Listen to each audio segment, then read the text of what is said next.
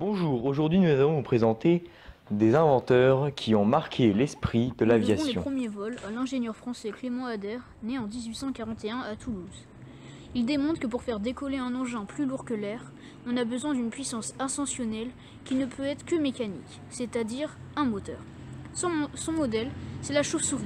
C'est d'ailleurs la forme qu'il donne aux ailes de l'aéroplane qu'il construit à partir de 1882 et qu'il baptise Éole. L'appareil a une envergure de 14 mètres et un poids de 295 kg.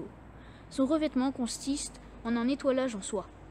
Ses travaux prometteurs intéressent l'armée, mais malheureusement, son invention ne dépasse pas l'étape du saut, et peu à peu, la confiance qu'il avait gagnée est morte.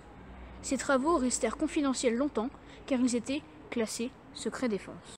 Puis c'est au tour des frères White, deux fabricants de bicyclettes, de se lancer dans la compétition et de chercher à relever ce défi. Il adorait l'idée de voler dans les airs comme un oiseau et créèrent le White Flyer. Ils se crachèrent eux aussi plusieurs fois, mais finalement, le 17 décembre 1903, Orville Wright réalise le premier vol non discuté, répété à 4 reprises dans la même journée, et à tour de rôle par les deux frères sur quelques mètres, puis sur quelques dizaines de mètres, devant plusieurs témoins.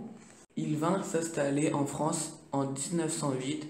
Leurs travaux et leurs recherches sont contemporains de ceux d'Ader, et il est bien difficile de savoir qu'il a devancé l'autre car tous ses essais étaient tenus très secrets.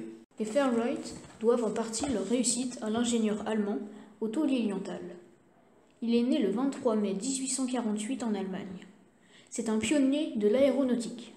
Il effectua, lui aussi, de nombreux vols en planeur. Un jour, il tenta de construire un ornithoptère, mais sans succès.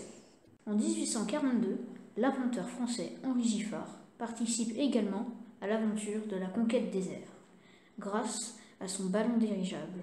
L'histoire de l'aviation a été marquée par des succès et des défaites. De nos jours, l'avion reste le transport le plus sûr.